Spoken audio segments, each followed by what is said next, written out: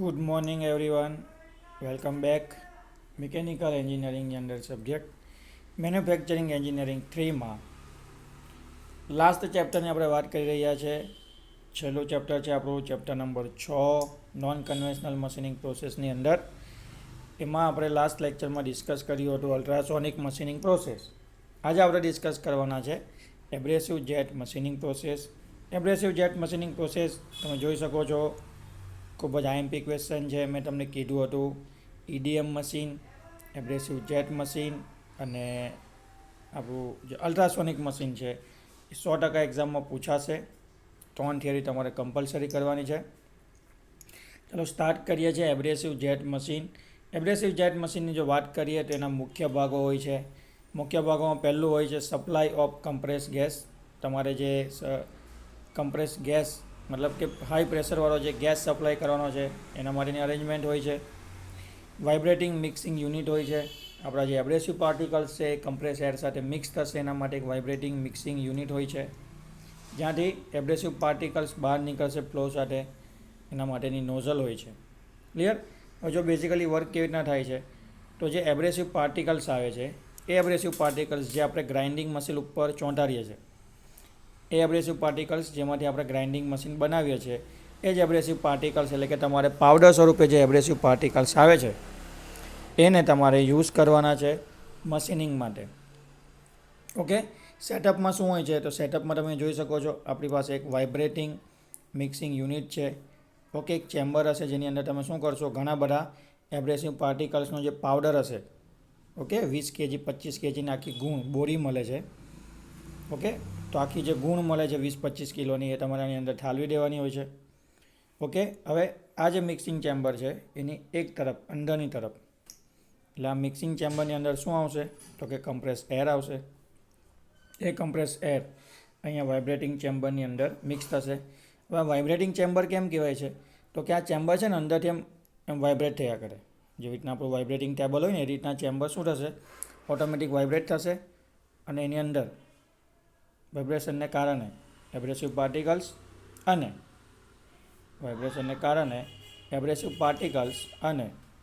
Compress air mix થશે. એ compress air અને એબ્રેસિવ particles અહીંયાથી બહાર નીકળશે અને આ પાઇપ છે એના થ્રુ નોઝલમાં આવશે. નોઝલ શું કરશે તો કે નોઝલનું કામ છે પ્રેશર ઘટાડીને વેલોસિટી વધારવાનું. ખાસ સાંભળજો, નોઝલનું કામ છે વેલોસિટી વધારવાનું. શું કરીને તો કે પ્રેશર ઘટાડીને વેલોસિટી વધારવાનું. એટલે હાઈ વેલોસિટીવાળા એબ્રેસિવ પાર્ટિકલ્સ નોઝલમાંથી વર્કપીસ ઉપર શું થશે, પ્રતાડિત થશે. ઓકે, ઇમ્પર્જમેન્ટ થશે. ખૂબ જ ફ્લો સાથે એકદમ વધારે વેલોસિટી સાથે જે એબ્રેસિવ પાર્ટિકલ્સ વર્કપીસ સાથે અથડાશે એટલે એબ્રેસિવ પાર્ટિકલ્સની જે એબ્રેસિવ પાર્ટિકલના જે અણીવાળા ભાગ આવે છે આવા, ઓકે, એના કારણે વર્કપીસની સપાટી પરથી થોડું મટીરિયલ રિમૂવ થશે. દેટ મીન્સ કે મશીનિંગ પ્રોસેસ થશે.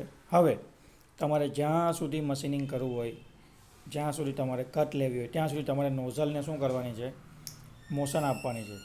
ફોર એક્ઝામ્પલ, સપોઝ કે મારી પાસે આટલો મોટો વર્કપીસ છે, ઓકે, અને મારે અહીંયા કટ કરવી છે આ રીતના એને, અથવા મશીનિંગ કરવું છે, તો હું શું કરીશ, નોઝલને શું કરીશ તો કે આ દિશામાં ગતિ કરાવીશ. તે રીતના મારું મશીનિંગ થઈ જશે. ઓકે, હવે જે કમ્પ્રેસ ગેસ છે એ કમ્પ્રેસ ગેસ કેવી રીતના આવશે તો કે કમ્પ્રેસ ગેસ એટલે એક ટાંકી હશે, ગેસને કન્ટેન કરવા માટેનું ટેન્ક હશે. એ ટેન્કમાંથી ગેસ બહાર આવશે, ફિલ્ટર માટેનું ફિલ્ટ્રેશન થશે. અહીંયા પ્રેશર ગેજમાં આપણે એનું પ્રેશર જોઈ શકશું.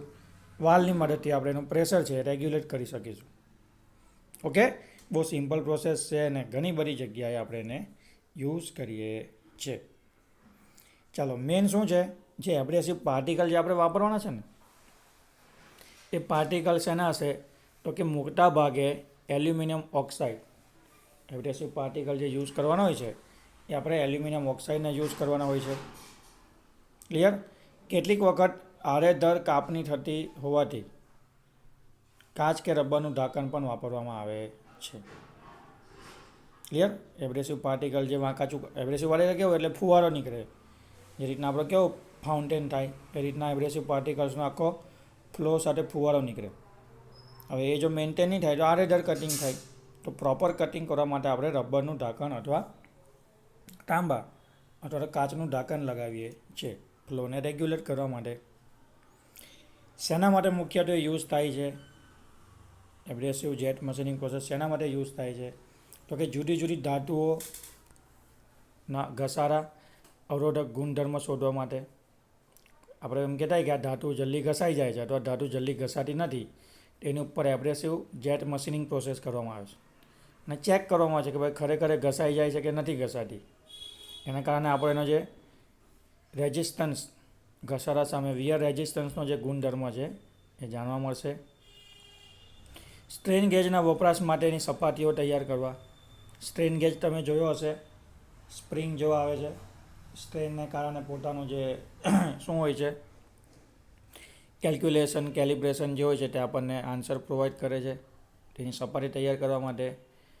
અકૃત્રિમ ખામી ઉત્પન્ન કરી ચકાસણીમાં સાધનો કેલિબ્રેટ કરવા માટે. મેઇન શું છે, જે પણ માપણીના મેઝરમેન્ટના સાધનો છે એનું કેલિબ્રેશન કરવા માટે આપણે વોટર જેટ નહીં પણ એબ્રેસિવ જેટ મશીનિંગ પ્રોસેસ યુઝ કરી શકીએ છીએ. નેક્સ્ટ આપણે જોવાનું છે વોટર જેટ મશીન. અત્યારે આપણે એબ્રેસિવને જેટ કરાવ્યું, નોઝલમાંથી આપણે કમ્પ્રેસ એર અને એબ્રેસિવને મિક્સ કરીને ફ્લો કરાવ્યો અને પિચકારી મારીને કટિંગ કર્યું. હવે આપણે શું કરીશું તો કે પાણીની અંદર જે ઉર્જા સંગ્રહાયેલી હોય છે, ઘટી ઉર્જા, એને યુઝ કરીશું. આ જે વોટર જેટ મશીન છે એને આપણે હાઇડ્રોડાયનેમિક મશીન તરીકે પણ ઓળખીએ છીએ. જેમાં શું કરવામાં આવે છે તો કે એકદમ સાંકડી નોઝલમાંથી ખૂબ જ વધારે વેલોસિટી સાથે પાણીને, હાઈ પ્રેશરાઇઝ વોટરને શું કરવામાં આવે છે, એનો જેટ તૈયાર કરવામાં આવે છે અને સપાટી વર્કપીસની સપાટી ઉપર શું કરવામાં આવે છે એને પ્રતાડિત એટલે કે મારવામાં આવે છે.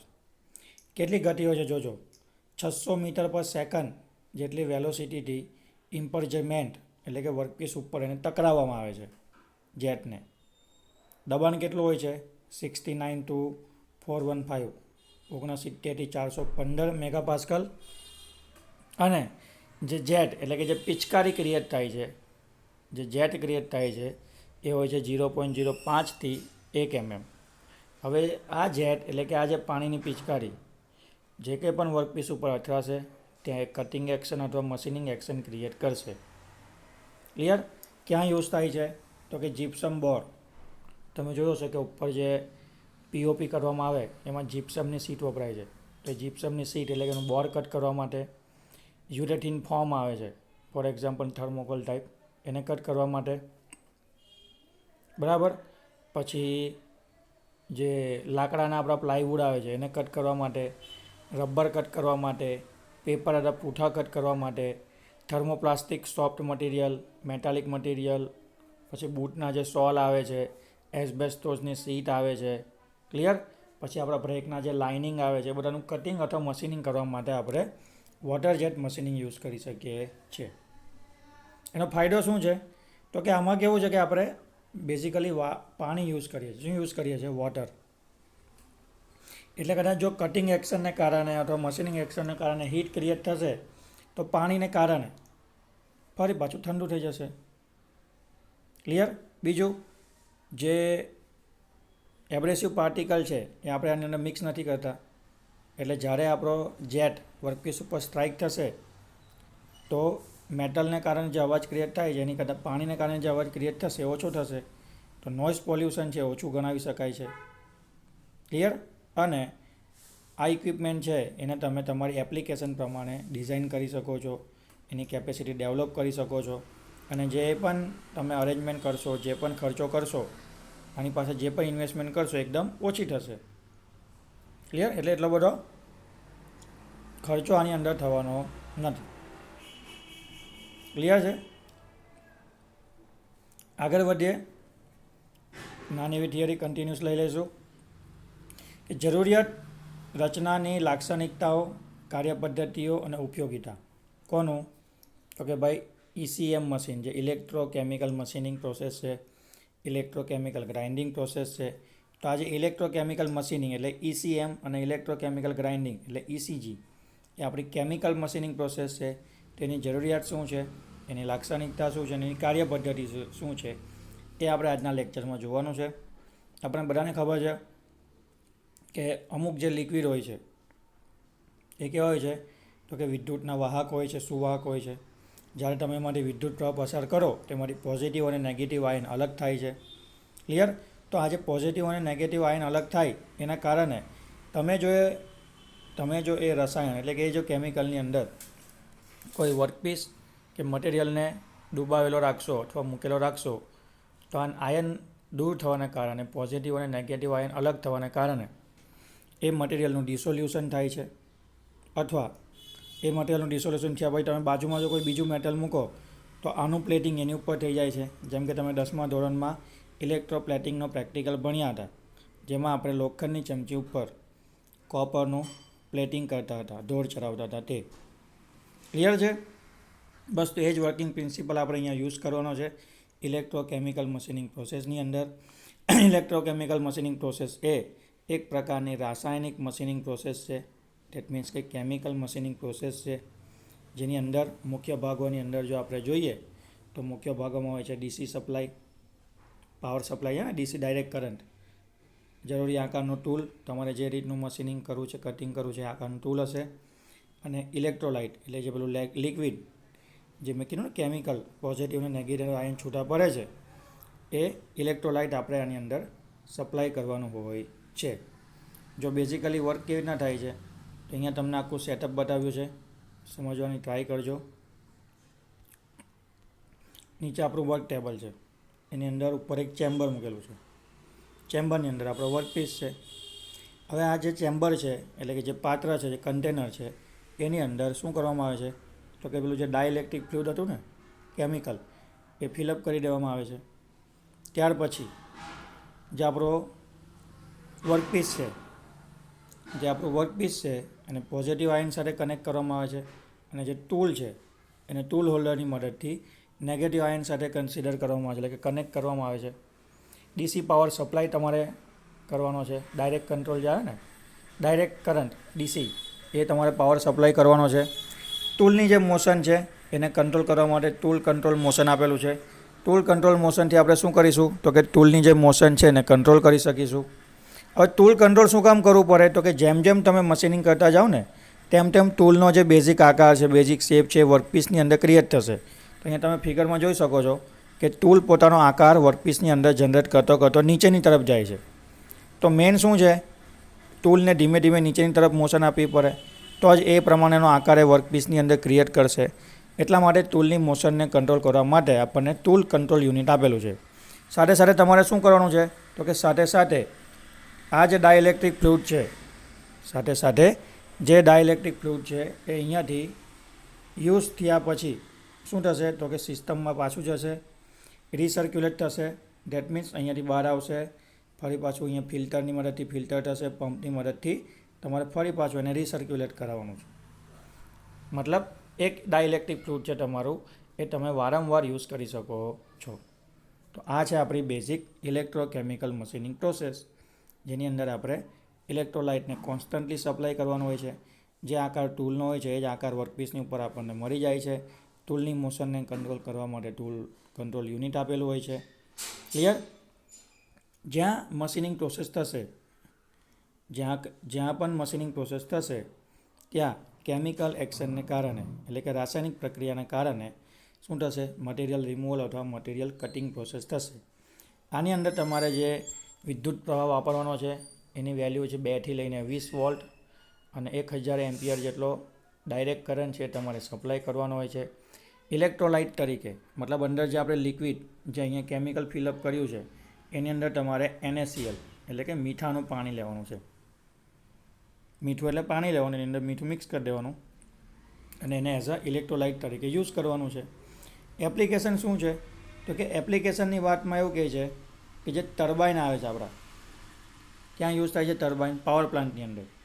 તો જે આપણા ટર્બાઇન આવે છે તથા જે જેટ એન્જિન આવે છે, એરોપ્લેનના જે જેટ એન્જિન આવે છે એના અમુક જે ભાગો હોય છે, જેમ કે ટર્બાઇનની બ્લેડ હોય છે, એન્જિનની અંદર પિસ્ટન હોય છે, ક્રેન્ક શાફ્ટ હોય છે, ક્રેન્કેસ હોય છે, તે બધાની અંદર એનું મશીનિંગ કરવા માટે તથા એવા કોઈ કોમ્પોનન્ટ છે કે જેની ઉપર એનું ડ્રિલિંગ કરવું છે, સરફેસિંગ કરવું છે, કાઉન્ટર મશીનિંગ કરવું છે, તો તો આ બધી પ્રોસેસ માટે બેઝિકલી ઇલેક્ટ્રોકેમિકલ મશીનિંગ પ્રોસેસ વપરાય છે.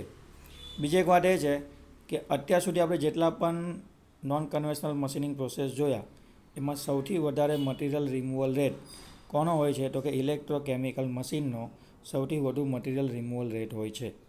એવું કહી શકાય કે અત્યાર સુધી જેટલી પણ આપણે નોન કન્વેશનલ મશીનિંગ પ્રોસેસ જોઈ એમાં ઇલેક્ટ્રોકેમિકલ મશીનિંગ પ્રોસેસ થોડી ઝડપી છે. ક્લિયર? અને એની સ્પેસિફિક એપ્લિકેશન પણ તમે જોઈ લીધી. જેટ એન્જિનના ભાગો અને ટર્બાઇનના ભાગોનું મશીનિંગ કરવા માટે તથા ડ્રિલિંગ કરવા માટે, સરફેસિંગ કરવા માટે, કાઉન્ટર મશીનિંગ કરવા માટે બેઝિકલી જે કેમિકલ મશીનિંગ પ્રોસેસ છે જેને આપણે ઇલેક્ટ્રોકેમિકલ મશીનિંગ પ્રોસેસ કહીએ છીએ એ યુઝ થાય છે. ઓકે, સેમ એક મશીન છે આના જેવું જ જે કેમિકલ એનર્જી અથવા કેમિકલ રાસાયણિક પદ્ધતિના સિદ્ધાંતો ઉપર કામ કરે છે. એ છે આપણું ઇલેક્ટ્રોકેમિકલ ગ્રાઇન્ડિંગ, જેને આપણે ડિસ્કસ કરીશું આવતીકાલે નેક્સ્ટ લેક્ચરમાં.